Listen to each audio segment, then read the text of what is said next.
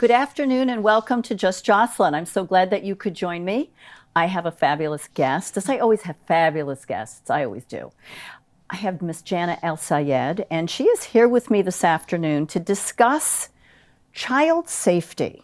And it's not exactly what you think or what I think. I know a little bit more only because I've been picking her brains, and I've watched Jana through the years start at this point and where she is now, and I'm not going to give it away. But it is extremely important that we understand about children. So many times in the world we hear, it's for the children. We have to do it for our grandchildren. We have to this, we have to that. And nothing comes of it.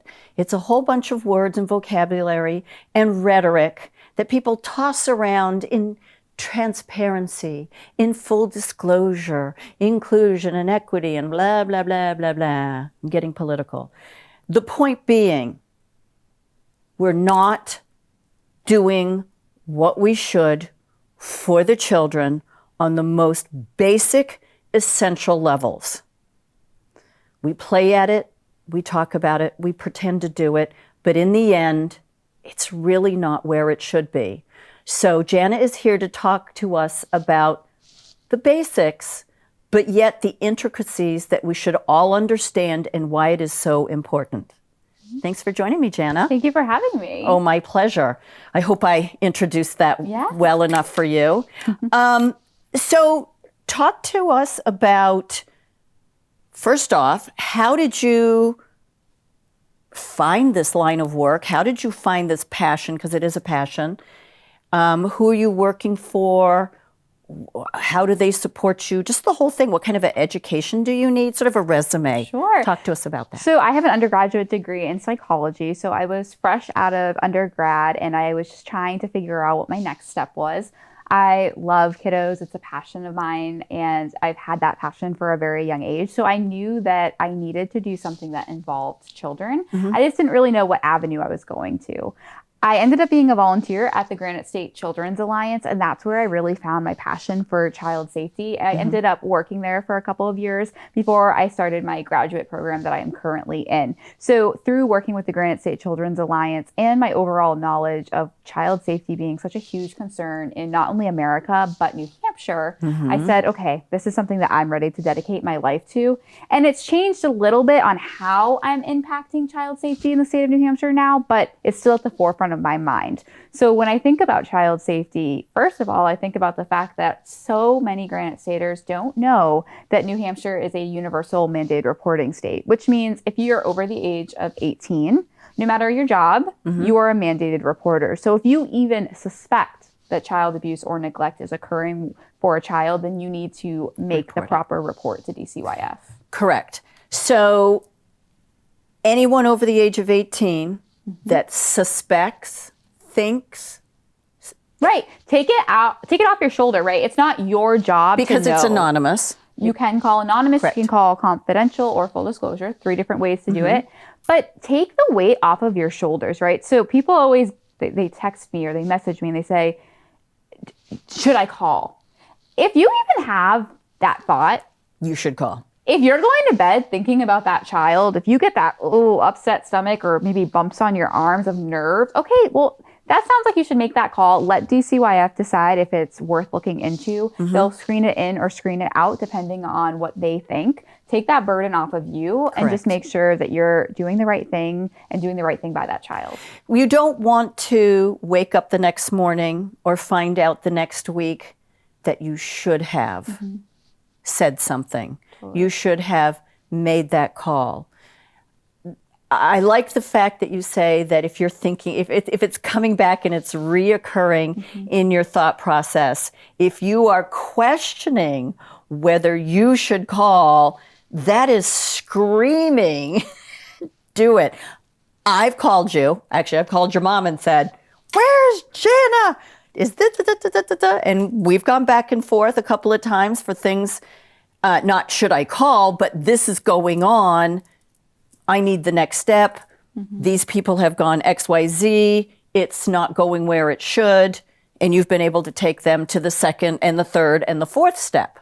So it goes way beyond just that initial investigation, that initial questioning, that determination if that child needs help. And if they don't, great.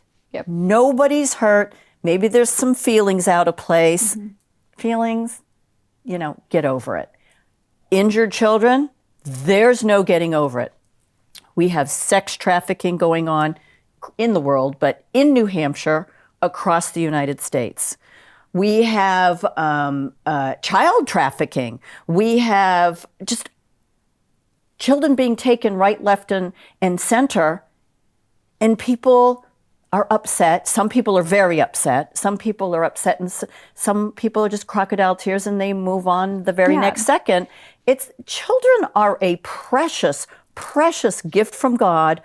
They are something that you cannot replace. Right. And I think it's being more than a bystander too. So I often heard my mom talk about how when she was a child, things were so different.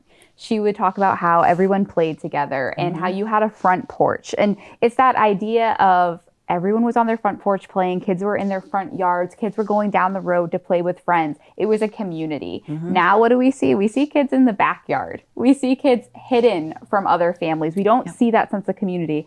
A lot of times when a big scandal, a child abuse case comes out in New Hampshire, news media goes to the neighbor. What does the neighbor say? Oh, I had a funny feeling. Or, oh, I never saw the kids. Or, oh, I thought something was going on. Okay, Bing, well, bing, bing, bing, well, bing, there's bing, your bing. opportunity to make a difference, right? To have that intervention piece. But that's intervention, right? So we know that mandated reporters, now we know we need to make those calls to DCYF for them to be further investigated. There are other parts. There are the child advocacy centers that really make sure that the child who there's a suspicion of abuse, maybe it's physical abuse or sexual abuse, it's a place for them to go where they feel safe to talk about what happened to them. With professionals. 10 years ago, they would go to a police station and it was scary and intimidating. Now we have a multidisciplinary team approach. These kids get to go to child advocacy centers. There's one in every single county, 2 in Hillsborough County. And they have that opportunity to just tell forensic interviewers who are highly trained, unbiased, just fact-finding people what happened to get that child the next steps that she needs or he needs, whether that is trauma-informed care, which is a huge, huge need for those kiddos, making sure that after what has happened to them, they are able to get the help that they need within the state. That's what a CAC does. That's what a comfort dog being at a CAC does. It brings that child the ability to tell their truth, to tell their story, and then to get the help that they need to not only survive, but thrive. So that's the intervention piece. But let's talk prevention, right? Right. We don't want to get to the point of intervention. No, we want to prevent it at all costs, minimize it to, I don't know, 0.0001. That would Sounds be the dream, good to right? And I think when you talk to most parents, they don't even know how to talk about child sexual abuse. That is something I don't think, in full honesty, I think there's a large percentage of adults who have no clue, have no understanding of the abuse and the trafficking that is going on right here in this state and across the United States. Child sexual abuse is very prevalent. And when you look at the statistics, there's a 90% chance that the child knows the perpetrator and knows them very well. It is people that parents have relationships with that they think are these great people in children's lives. That's just the hard truth, right? We can't always protect kids 100% of the time, but you need to have those conversations. You need to know that there are risks, and then you need to start talking about these situations with your children at a young age. I know it's taboo or uncomfy to talk about child sexual abuse, and I know so many families and parents that say that they don't feel comfortable talking the proper terminology of body parts with their children. I have seen what happens when those conversations do not occur. I do not have children, but I have nieces and nephews, and I have young sisters, and it is a crucial conversation that needs to be had, and it needs to be had at a young age. They need to know their body parts, and they need to know the correct names of their body parts. The other thing is, don't feel that you have to have this huge, long scientific dissertation with your children. It can start very small, Casual. gradual, add little bits. The thing that I notice is when we watch TV, anything and everything goes. We are looking at children's TV shows that is talking and promoting promiscuous behavior, is making it okay that anybody can touch anybody, any place, anytime, and they're making it so anything goes. I don't know any way to describe it. What I find uncomfortable is that it's laughed off, that it's shoved under the carpet, because it's, we don't talk about that. That really doesn't happen.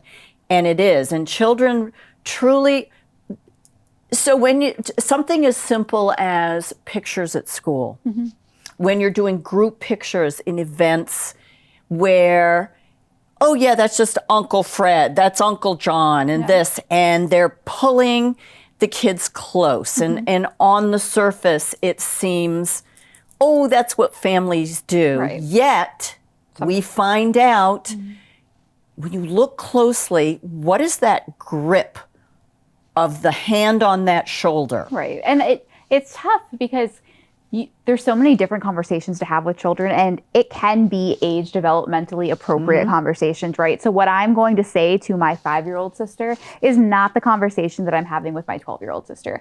And that is okay, right? We can start with those basic conversations of, if someone made you feel uncomfortable and you didn't feel like you could come to me, who would you go to?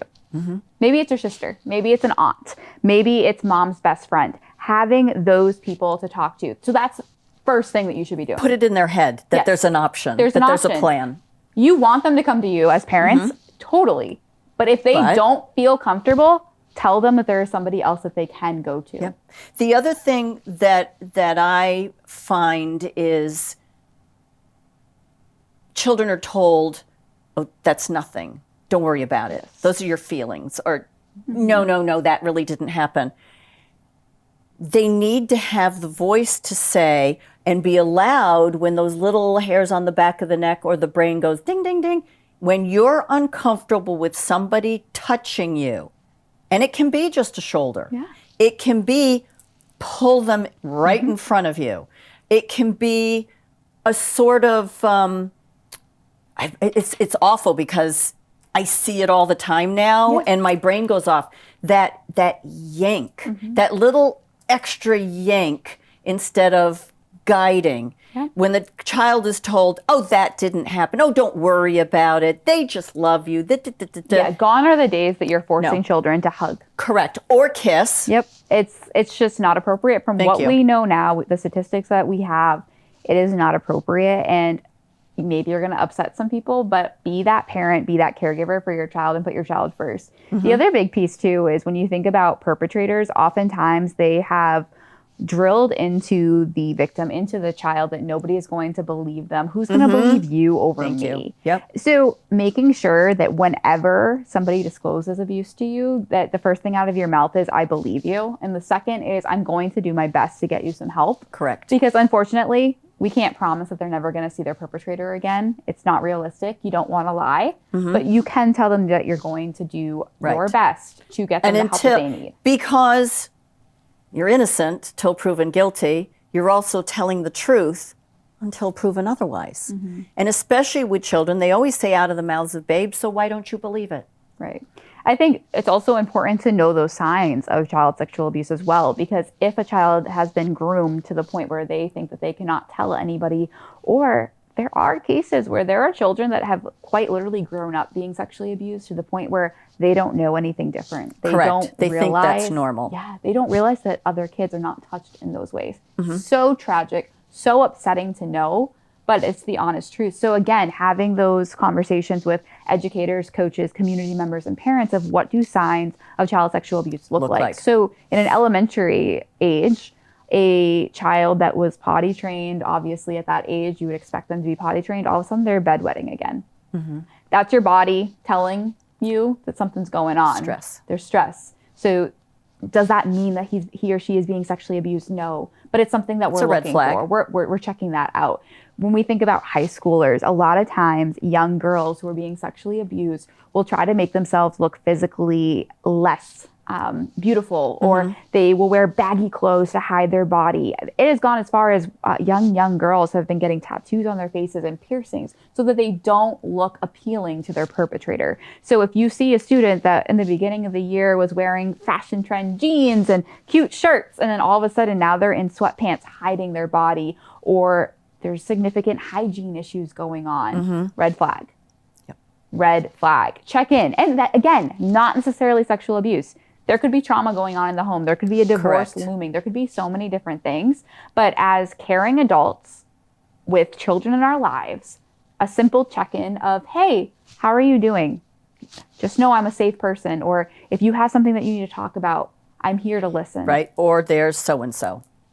And making sure that you have that list of people that they can go to. And then the other piece of that as well is telling the person that's been chosen that they were chosen, right? I mean, that's an honor that a child could go to you and feels comfortable. So now you have that power to check in on that kiddo every once in a while, and that can make or break a child and disclosing. it's not to be misinterpreted as Crying or correct. forced. No, it's that just child came to you, that person be a came good to you. person and care about the Be kids. a caring human being. Yeah. Something that seems to have been lost in the ether somewhere, that we can't do that anymore.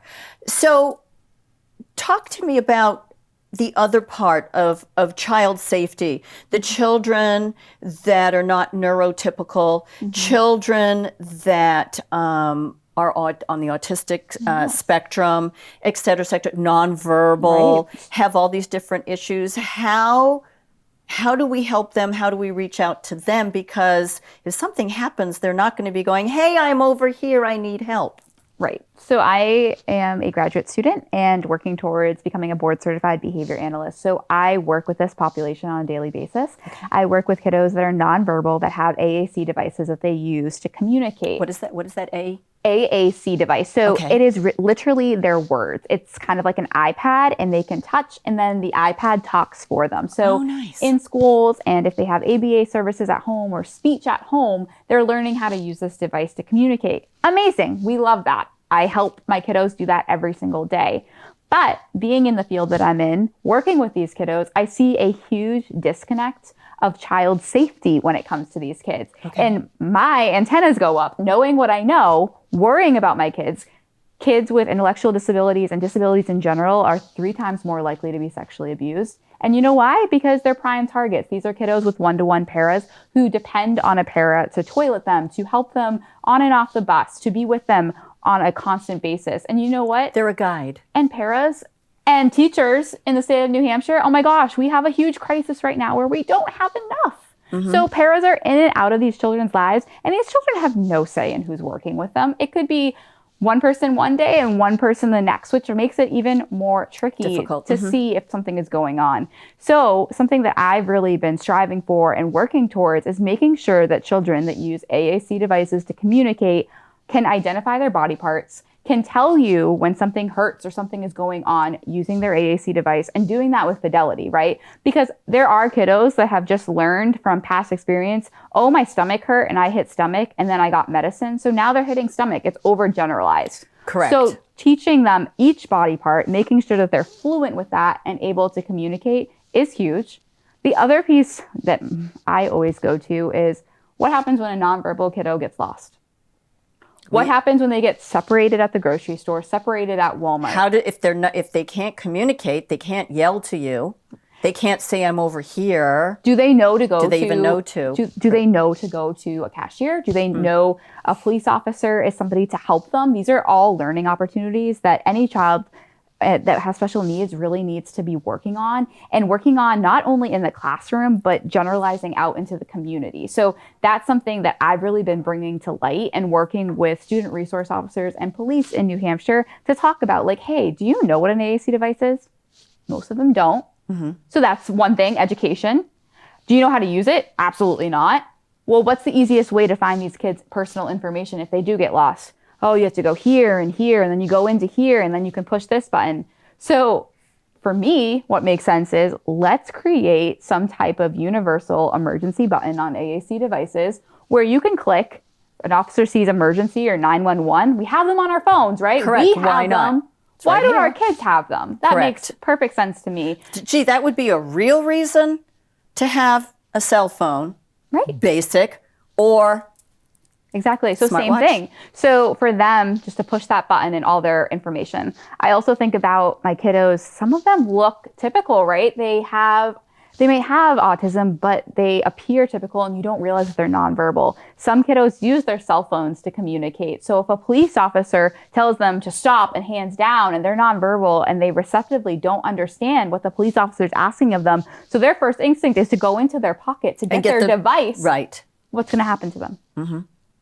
These are serious conversations, right? Correct. So if our police departments don't know these kiddos with special needs, don't know the circumstances, don't have that relationship with them. Or it's not even in the forefront that that's an option that they should be thinking about. Exactly. So like that's a huge education piece. So I wanted to come on here and just talk about that, bring that to light so that you can have those conversations with your special ed teachers, with your case managers, with your providers, and then make that opportunity to go to your local PD, introduce yourself, introduce your child, have those conversations of, hey, just so you know, FYI, if there was a fire for safety reasons, my kiddo has a barrier to keep them safe at night. Mm-hmm. You would have to go in and get them. Mm-hmm. They would not be able to get out on their own. These are real conversations Which is similar to, if I'm remembering correctly, the sign on the window that there's a child in there, which disappeared because of society. So having a personal conversation with the local PD and fire department, because you don't want the sticker on the window. I always, for me, with safety, like safe rather than sorry. I never want to see that. It would break my heart to see that news article come out. Oh, well, they didn't know that there was a kiddo upstairs, or they had no way of communicating that, and something happens, right? Or a child was reaching for a phone and was mistaken for something else. And so what do you do with that information, right? You have to get the police officers to know these kiddos, to know kind of their communication style. But that's also a teaching moment for parents too, to practice what to do if a police officer comes up to you. Yep. These are kids that need more practice, they need repetition, and they need fluency of knowing what to do when these circumstances occur. So as a community, we need to be putting these children in the forefront of conversation and making sure that they're safe. That makes total sense to me. And as all children practice fire drills and active shooter and all those kind of things in our days, we need to make sure that those children are included in that circumstance, in that kind of training, because they're going to have a whole different perspective and need than the other children.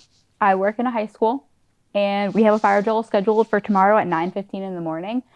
I do fire drills with my kiddos way more than other kids because, again, I want it so trained for my kiddos that are nonverbal or who have problems with transitioning to know a fire alarm goes off, that means we're transitioning. We are going now. Mm-hmm. And I make sure that my entire team knows who's helping who. Nobody is left alone with it. Right. Those are all conversations that when you're in a special education classroom or when you have a child with disabilities, it's one step further to keep that child safe. So again, as a community, as a helpful community, as coming a school together, community, even care about all kids. Mm-hmm. Maybe your kid is not special needs, but maybe your child could be nice to that kid that has the AAC device, know what an AAC device is, say hello. Those moments make such a difference. That your child will recognize inappropriate touching for another child, could recognize somebody using that child inappropriately on whatever level. Right. That children recognize it as well because they are in class with them all day long, 5 days a week, aren't they? So why can't the responsibility be shared and, volunteer to help the kiddos in your classroom instead of just tunnel vision and doing what is good for you? A simple Where's the hello, community? A simple hello or a high five to one of the kiddos that I work with literally impacts their entire day. When I tell you that it means the world when somebody in the hall goes, "Hey, how are ya?" That means everything. So I think it's just making sure that we think inclusion, we think safety, and we think kindness. That's probably my message. Think kindness and make sure that we're all protecting each other. And everybody's safe. This has been a fabulous, very intriguing show. I thank you so much for talking about it. It is a difficult subject. I am constantly talking about the children and from an adult point of view and what's going on, and that we really need to make sure that our generation, the next generation are safe. We can't just keep putting it off because nothing ever gets accomplished. Right. Thank you so much. I want to hear more about this, and when you graduate, come back, talk to us about the next phase, and maybe we'll have to talk about patenting some really cool things for these kiddos. Yeah. I agree. Thank you so much, Jana. Thank you. So thank you for joining us and listening in on this conversation. Please, please share this information. Figure out at what level you need to reach your children from the very youngest without scaring them, but also realizing as a parent, these children are a gift from God, and it is your job to protect them. And if we all protect them, then it's going to go right down the line, and everybody's going to join in. And that's what it's all about. That's what it's about. Every minute of every day, protecting these precious gifts. Have a fabulous rest of your day, everybody, and I'll see you next time.